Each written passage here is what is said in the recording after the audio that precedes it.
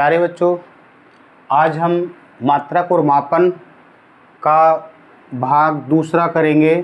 पहले भाग में हमने मूल मात्रक, व्युत्पन्न मात्रक, बीमाएँ ये पढ़ी थी और कुछ भौतिक राशियों की बीमाएँ कैलकुलेट की थी। इसमें शुरुआत कर रहे हैं विमीय समांगता का सिद्धांत, homogeneity principle of dimensions. Homogeneity के सिद्धांत के अनुसार केवल उन्हीं भौतिक राशियों को जोड़ा अथवा घटाया जा सकता है जिनकी बीमाएँ क्या हों, समान हों। बीमाएँ समान हों, उनको क्या किया जा सकता है, जोड़ा या घटाया जा सकता है। पहली बात तो ये हो गई। दूसरी, प्रत्येक पद की बीमा क्या होनी चाहिए, समान होनी चाहिए, समान होनी चाहिए। किसी भी समीकरण अथवा सूत्र में प्रत्येक पद की बीमा समान होनी चाहिए। ये है विमीय समांगता का सिद्धांत। जैसे मान लिया कोई एग्जाम्पल ले लें, 10 मीटर प्लस 10 मीटर स्क्वायर। तो इसमें क्या है, ये मीटर है, ये मीटर स्क्वायर है, तो दोनों की बीमाएँ अलग अलग हैं और बीमाएँ अलग होने के कारण इनको हम नहीं जोड़ सकते। इसको अगर जनरलाइज लिखें, y इक्वल टू हो सकता है a प्लस बी, ये तभी जुड़ेंगे, या y इक्वल टू लिख सकते हैं a माइनस बी, यानी कि a का विमीय सूत्र जब b के विमीय सूत्र बराबर y के विमीय सूत्र के, ये तीनों विमीय सूत्र बराबर होंगे, तभी इनको क्या किया जा सकता है, इन भौतिक राशियों को a और b को जोड़ा या घटाया जा सकता है। ये है पहली बात। दूसरा कह रहा है प्रत्येक पद की बीमा समान होनी चाहिए। प्रत्येक पद का, जैसे मान लिया कोई वस्तु है, वो गति कर रही है, उसका त्वरण a है, तो s t समय में चली गई दूरी s बराबर होती है ut plus half a t square. इसमें s की बीमा, ut की बीमा, a t स्क्वायर की बीमा, यानी कि प्रत्येक पद की बीमा क्या होनी चाहिए, समान होनी चाहिए, तभी ये समीकरण क्या है, वैलिड है। अगर s की बीमा l है, क्योंकि s दूरी है, मीटर में मेजर करेंगे तो l आएगी, तो ut की बीमा भी l होनी चाहिए, at की बीमा भी l होनी चाहिए, तो प्रत्येक पद की बीमा क्या होनी चाहिए, समान होनी चाहिए। कुछ प्रश्न देखेंगे, एग्जाम्पल लेंगे।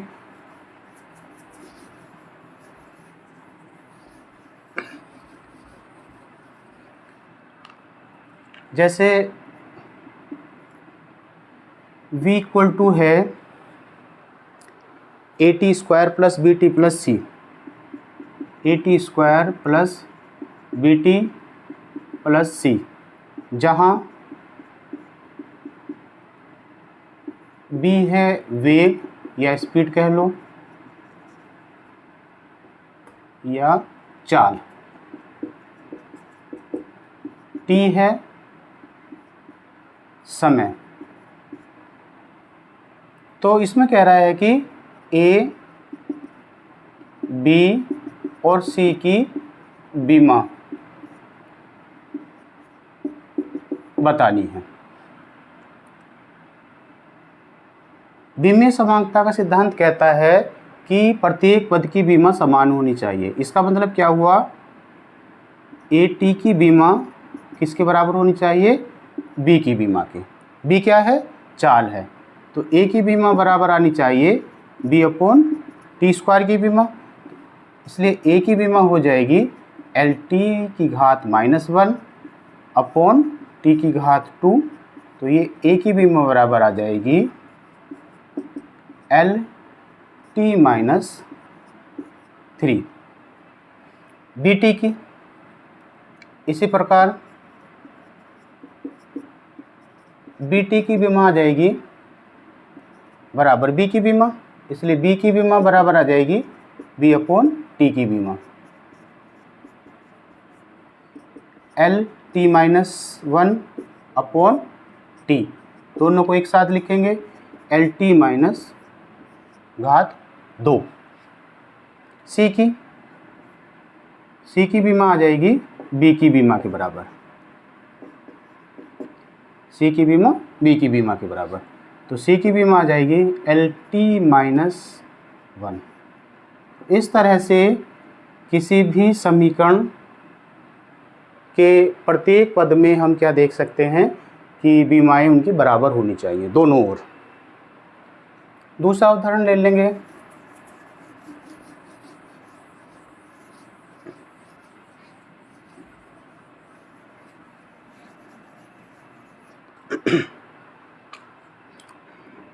एग्जाम्पल नंबर 2, यदि v बराबर AT+B हो तो A/B की बीमा क्या होगी, जबकि B है चाल और मीटर प्रति सेकंड में है और T है समय और ये दे रखा है किसमें, सेकंड में। फिर वही इसमें जो LHS और RHS का प्रत्येक पद है उनकी अलग अलग बीमाएं क्या होनी चाहिए, बराबर होनी चाहिए। यानी कि AT की बीमा बराबर होनी चाहिए B की बीमा के, इसलिए A की बीमा आ जाएगी B/T की बीमा। A की बीमा बराबर आ जाएगी LT-1/T। एक साथ लिखेंगे, A की बीमा बराबर आ जाएगी LT⁻²। इसी प्रकार B की बीमा बराबर आ जाएगी B की बीमा यानी चाल की बीमा, इसलिए B की बीमा आ जाएगी LT⁻1। अब A/B की बीमा बराबर आ जाएगी, A की बीमा आई थी LT⁻² अपॉन LT⁻1। L से L कैंसिल, तो ये आ जाएगा T⁻1 आंसर। इस तरह से और क्वेश्चन देख लेंगे।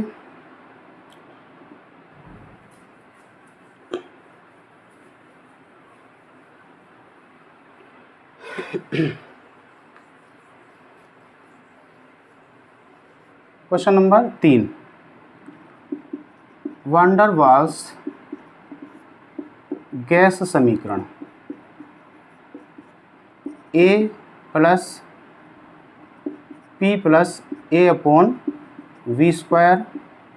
B-V बराबर RT में RT के नियतांक AB की बीमा बतानी है, AB की बीमा। चूँकि समान बीमाओं की राशियों को ही क्या किया जा सकता है, जोड़ा या घटाया जा सकता है, तो A/V² की बीमा हो जाएगी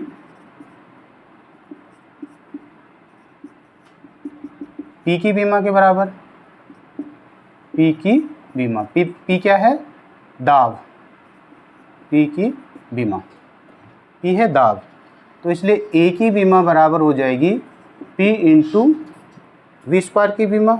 V क्या है, आयतन, तो A की बीमा बराबर आ जाएगी, P की दाब की होती है mL⁻⁻1 T⁻⁻2 इंटू V की होती है L⁻3 स्क्वायर किया है, तो ये आ जाएगा L⁻6। एक साथ लिखेंगे, इसलिए A की बीमा आ जाएगी mL⁻6 हो गया, एक कम हुआ L⁻5 और T⁻2। B की बीमा, क्योंकि ये दोनों भौतिक राशियाँ क्या हो रही हैं, एक दूसरे में से घट रही हैं, तो इसलिए B की बीमा आ जाएगी V यानी आयतन की बीमा, आयतन की बीमा। तो B की बीमा बराबर आ जाएगी L⁻3। तो A की बीमा आई ये L⁻5 T⁻2 और B की बीमा आ गई L⁻3। इसी तरह से नेक्स्ट क्वेश्चन देख लेंगे। ये क्वेश्चन बहुत आता है एग्ज़ाम में, कॉम्पिटिटिव एग्ज़ाम में भी, एकेडमिक एग्ज़ाम में भी, बहुत आता है ये क्वेश्चन वैन डर वाल्स के समीकरण का। क्वेश्चन नंबर है 4। क्वेश्चन 4 कह रहा है यदि f बराबर a under root X plus B T square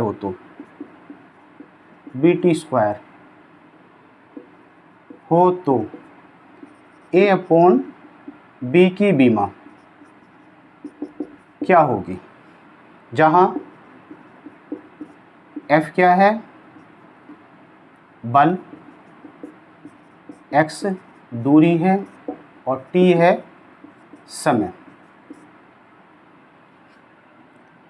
तो इसमें भी कोई same a under root X की बीमा बराबर f यानी बल की बीमा। तो a की बीमा बराबर आ जाएगा f upon under root X की बीमा। a की बीमा आ जाएगी, f की बीमा होती है ml t-2 अपॉन l की पावर हाफ। एक साथ लिखेंगे तो a की बीमा बराबर आ जाएगा m, l ऊपर जाकर माइनस हुआ, m l की पावर हाफ और t की पावर -2। ठीक है। इसी तरह से b की बीमा यहाँ से कैलकुलेट करेंगे, यानी कि बी टी स्क्वायर की बीमा बराबर f की बीमा। तो b की बीमा बराबर आ जाएगी f अपॉन टी स्क्वायर की बीमा, f m l t की घात -2 अपॉन t की घात 2। एक साथ लिखेंगे, इसलिए b की बीमा बराबर आ जाएगा m l t की घात -4। इसलिए a अपॉन b की बीमा बराबर आ जाएगा, a की बीमा आया था हमारे पास m l की घात 1/2 t की घात -2 अपॉन b की बीमा आई m l की घात 1 t की घात -4। एक साथ लिखेंगे, m की पावर 0 हो जाएगा क्योंकि नीचे भी m है ऊपर भी m है, ये ऊपर जाकर माइनस होगा, l की घात -2, ये ऊपर जाकर प्लस का होगा t की घात 2। तो a अपॉन b की बीमा आ जाएगी m की घात 0, l की घात -1/2 और t की घात 2। इसी तरह से नेक्स्ट क्वेश्चन देख लेंगे।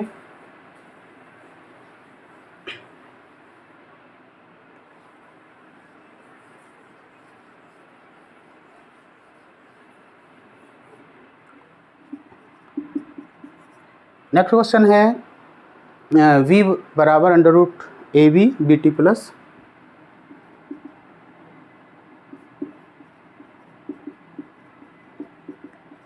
c upon d plus T. इसमें पूछ रहा है a, b, c तथा d कौन सी भौतिक राशियाँ ये बताना है। ए बी सी डी कौन सी भौतिक राशियाँ हैं ये बताना है। तो इसमें भी क्या करेंगे, सबसे पहला हम यहाँ देखेंगे ये क्या हो रहा है, डी और टी जुड़ रहे हैं, जहाँ बी चाल है, टी समय है और बाकी क्या है कांस्टेंट है। तो डी की बीमा बराबर आ जाएगा टी की बीमा। तो टी क्या हो जाएगा, तो डी की बीमा बराबर आ जाएगा टी क्या है समय, और समय को किस में नापते हैं हम सेकंड में। तो डी राशि हो गई, क्या हो गई समय, और समय का मात्रक होता है सेकंड। इसी तरह से डी टी की बीमा सी की देख लेते हैं।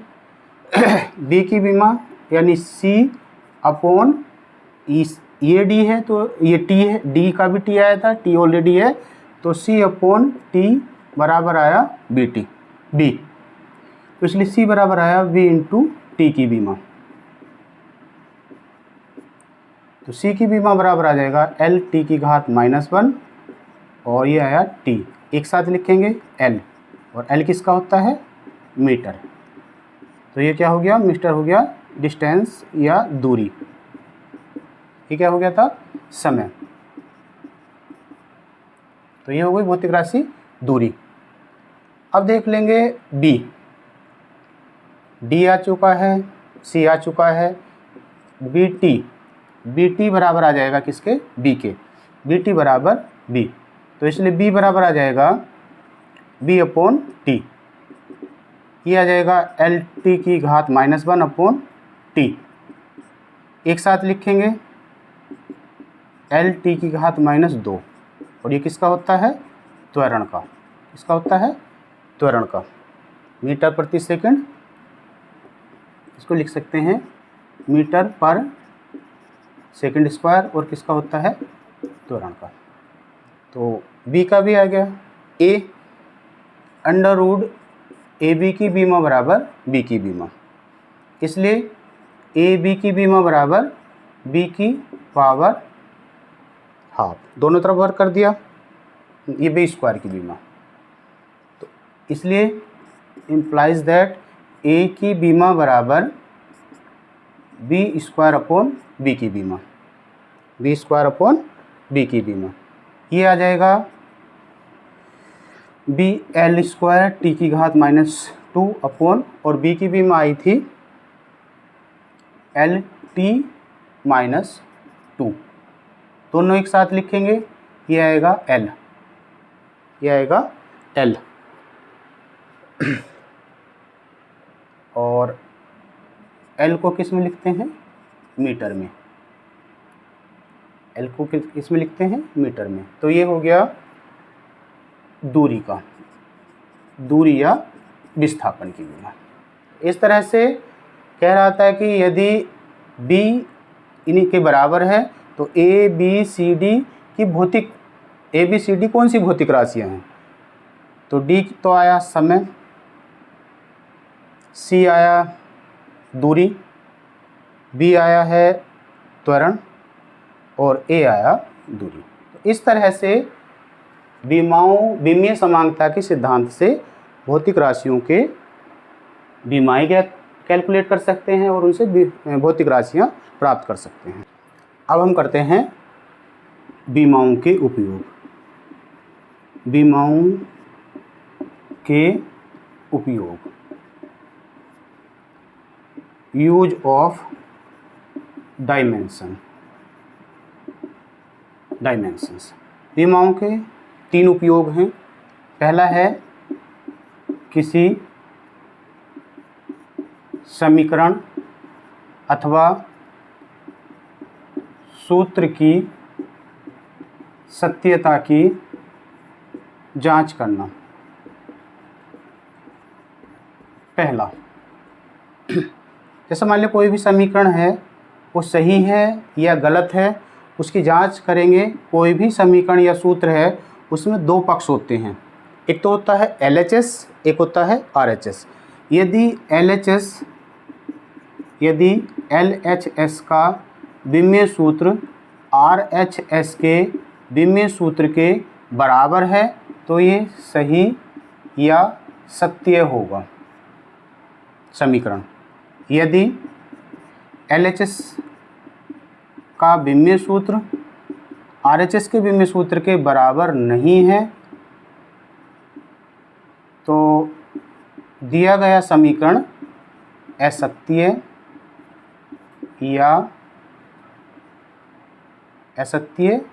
या गलत होगा।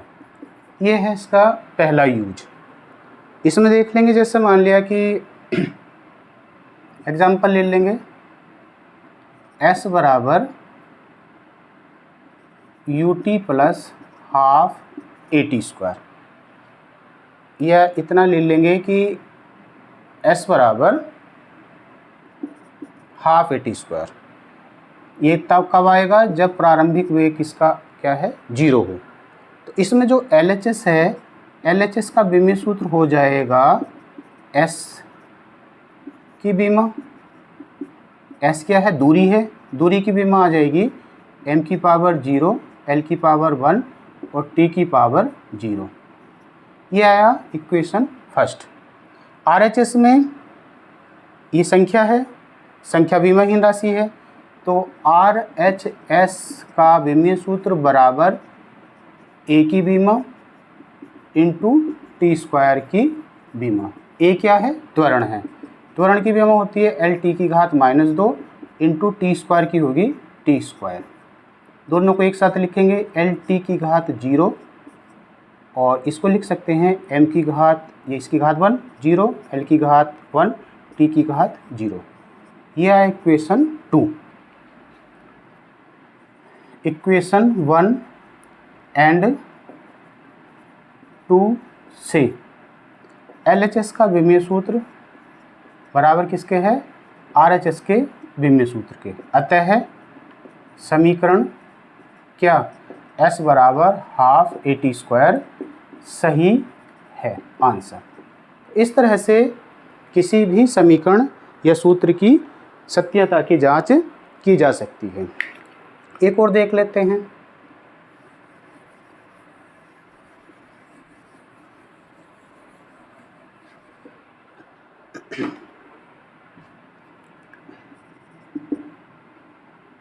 आइंस्टीन का द्रव्यमान ऊर्जा समीकरण होता है m²c।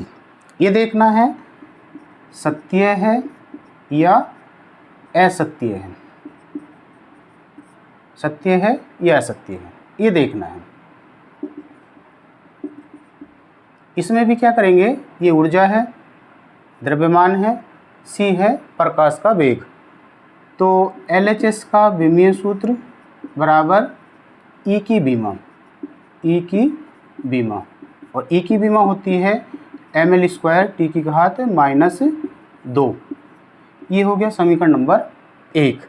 RHS का देखेंगे, RHS का विमीय सूत्र बराबर m² की बीमा गुणा c की बीमा।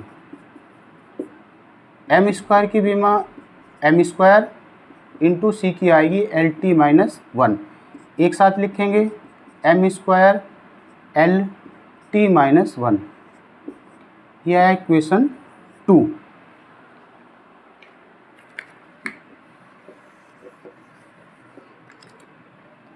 समीकरण 1 व 2 से LHS का विमीय सूत्र RHS के विमीय सूत्र के बराबर है या नहीं है। यह है m² LT-1 ml² t-2 नहीं है। अतः दिया गया समीकरण, कौन सा समीकरण, E बराबर m²c क्या है असत्य है, असत्य है आंसर। इस तरह से करते हैं। एक और देख लेंगे, आसान आसान कर रहे हैं।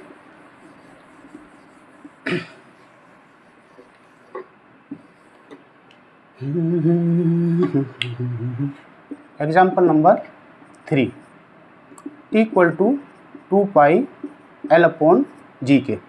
सरल आवर्त गति करते किसी भी पिंड के का जो आवर्तकाल होता है, दोलन काल होता है, वो होता है T बराबर 2 पाई। देखते हैं ये सही है या गलत है। इसे देखना है सत्य है या असत्य है।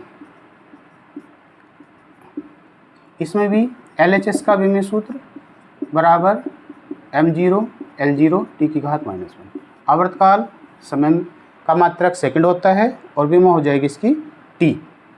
RHS में 2 पाई विमाहीन राशि है, तो RHS का विमीय सूत्र बराबर L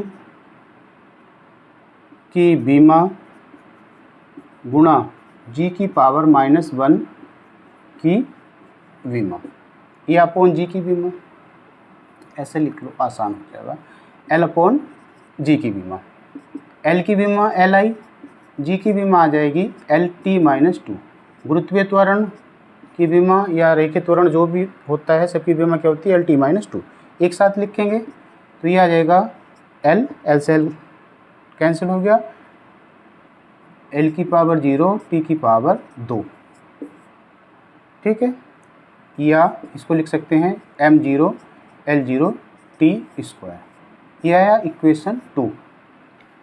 समीकरण 1 व 2 से, समीकरण 1 व 2 से LHS का विमीय सूत्र नॉट इक्वल्स है कितने, RHS के विमीय सूत्र से। अतः दिया गया समीकरण क्या, T बराबर 2 पाई L/G क्या है, असत्य है, असत्य है। तो इस तरह से और क्वेश्चन कर लेंगे।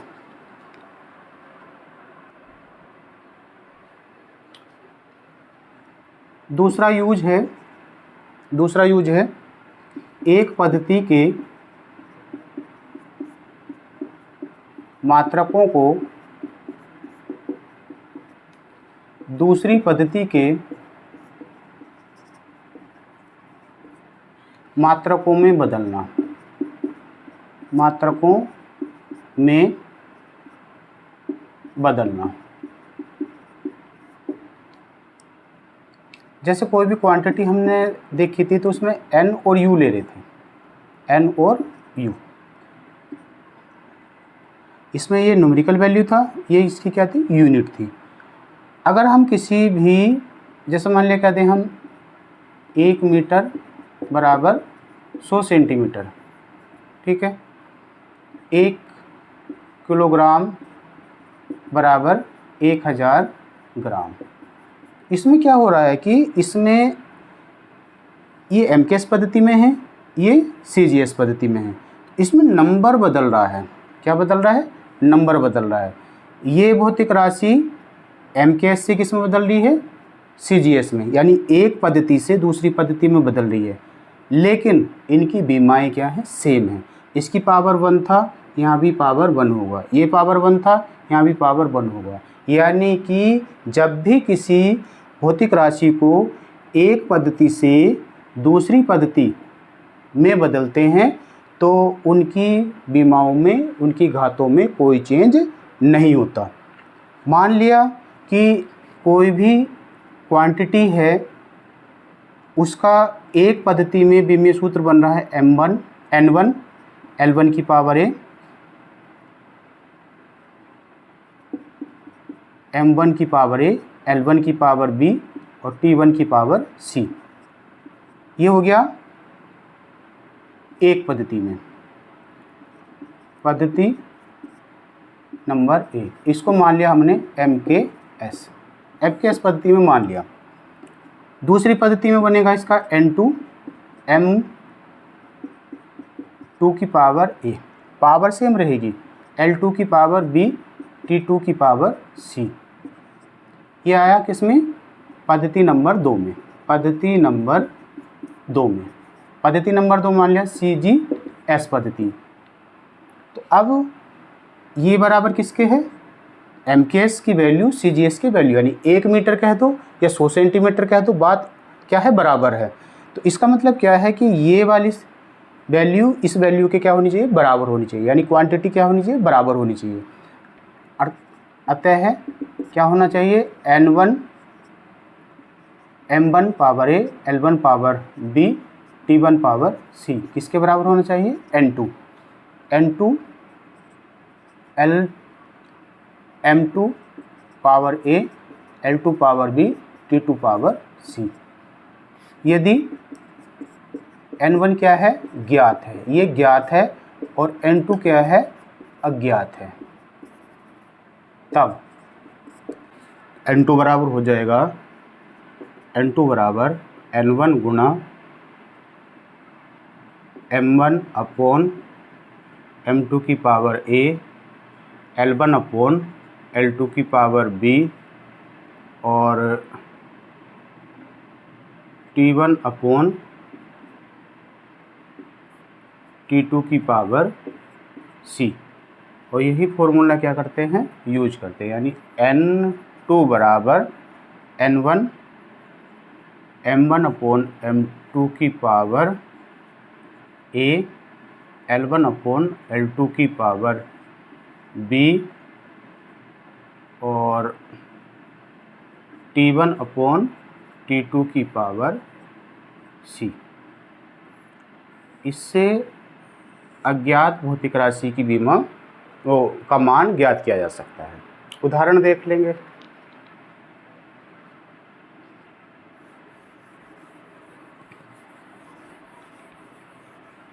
जैसे है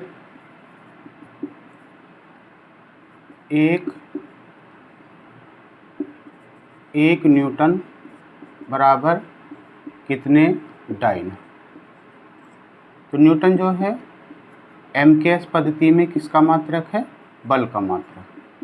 और ये हो गया CGS पद्धति में बल का मात्रक। तो देखना 1 न्यूटन बराबर कितने डाइन दिया है।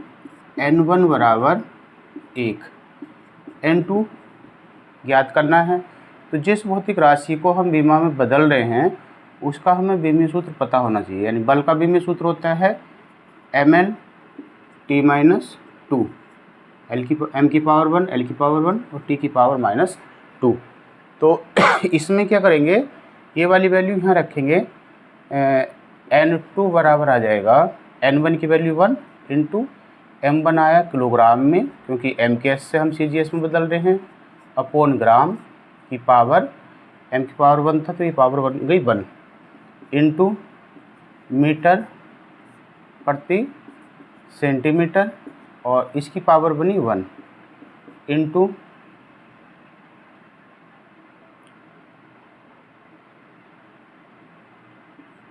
सेकंड अपॉन सेकंड, इसकी पावर बन गई 2। तो ये आ जाएगा 1 गुणा 1000 ग्राम अपॉन ग्राम गुणा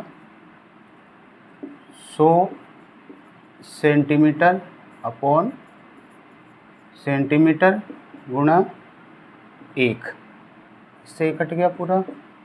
तो N2 बराबर आ जाएगा 1 गुणा 10 की घात 5 डाइन, अर्थात 1 न्यूटन बराबर 10 की घात 5 डाइन आंसर। तो इस तरह से एक पद्धति यानी कि MKS पद्धति से CGS पद्धति में किसी भी भौतिक राशि का मान बदला जा सकता है। एक उदाहरण और देख लेंगे।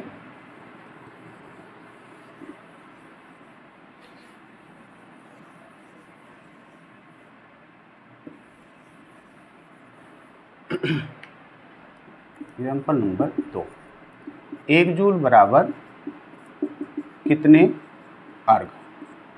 जूल है कार्य का मात्रक, किसमें? MKS में। अर्ग भी कार्य का मात्रक है, किसमें? CGS में। N1 दिया है 1, N2 ज्ञात करना है। तो इसमें भी सेम यही करेंगे कि N2 बराबर आ जाएगा N1 की वैल्यू 1 है इंटू M1 मीटर प्रति किलोग्राम, किलोग्राम प्रति ग्राम, इसकी पावर आया। कार्य का विमीय सूत्र लिख लेंगे पहले यहाँ, ये आ जाएगा ml2 T-2।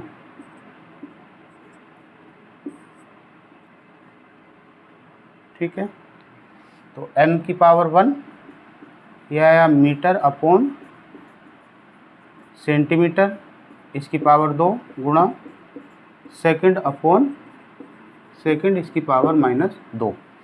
यह आया 1 गुणा 1000 ग्राम upon gram into 100 centimetre upon centimetre into 1। इससे कट गया, इससे ये आया 1 इंटू 10⁻⁷। अतः 1 जूल बराबर 10⁻7 अर्ग। इस तरह से MKS पद्धति का किसमें चेंज कर सकते हैं, CGS पद्धति में। इसका उल्टा भी कर सकते हैं, CGS से MKS में भी बदला जा सकता है विमाओं की सहायता से। तीसरा यूज है विभिन्न भौतिक राशियों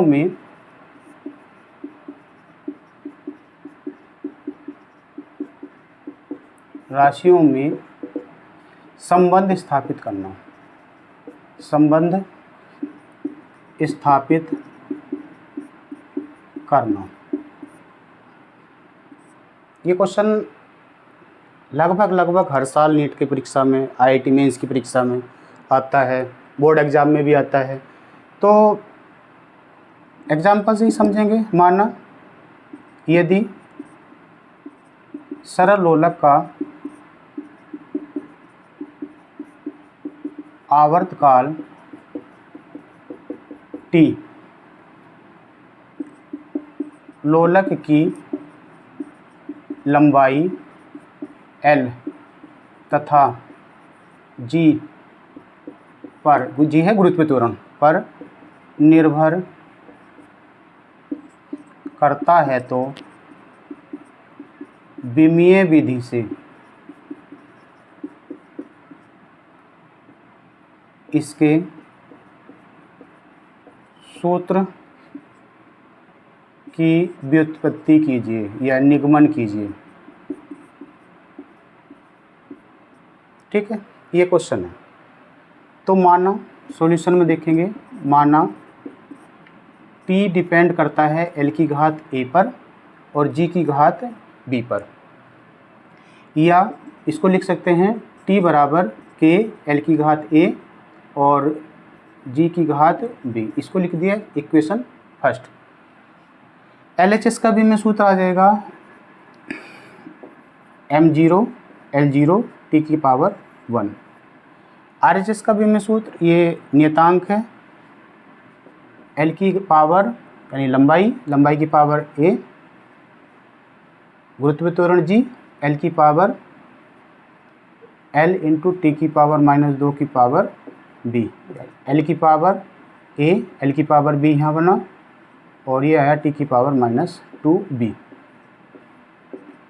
L की power A plus B, T की पावर -2B। ये आएगा समान राशियों की घातों की तुलना करने पर, घातों की तुलना करने पर A प्लस B, L क्या है 0, ठीक है, -2B बराबर है 1 के, इसलिए B बराबर आ जाएगा -12। A बराबर A प्लस -12 0, यानी A बराबर भी आया +12, तो B बराबर -12, A बराबर आया +12। ये दोनों वैल्यू उठाकर कहाँ रख देंगे, समीकरण 1 में। समीकरण 1 से, समीकरण 1 कहता है T equal to K L की पावर हाफ G की पावर -12, तो T बराबर K L की पावर हाफ अपॉन G की पावर हाफ। इसको लिख सकते हैं T बराबर K √L अपॉन G के, और प्रयोगों से K की वैल्यू होती है 2 पाई, तो T बराबर आ जाएगा 2 पाई √L अपॉन G के। इस तरह से क्या हो गया, विभिन्न भौतिक राशियों में संबंध स्थापित करके हम क्या बना रहे, कोई समीकरण या सूत्र बना लेते हैं।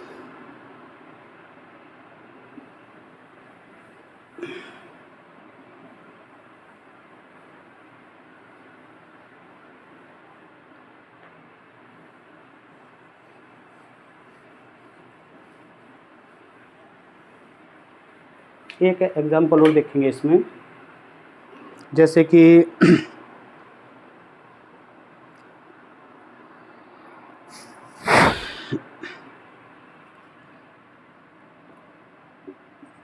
Example number 2, question number 2।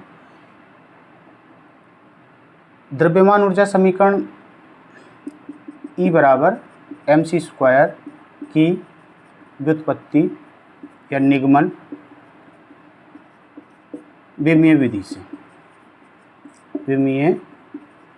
विधि से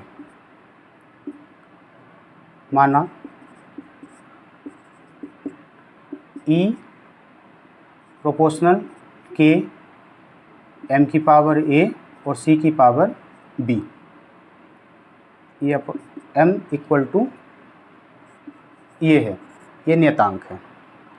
तो E ऊर्जा है ml² t की घात -2 बराबर, इसको छोड़ देंगे, m द्रव्यमान है और C प्रकाश की चाल है, ml t-1 की पावर b, m की पावर a, l की पावर b और t की पावर -b। दोनों तरफ समान विमाओं की राशियों की तुलना करने पर समान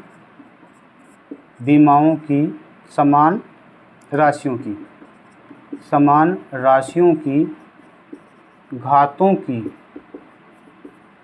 तुलना करने पर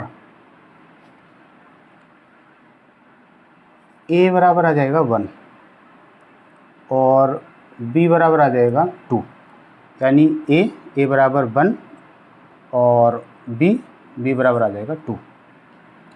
समीकरण 1 से E बराबर आ जाएगा K m की घात 1 और C की घात 2, या E बराबर mc²। आंसर।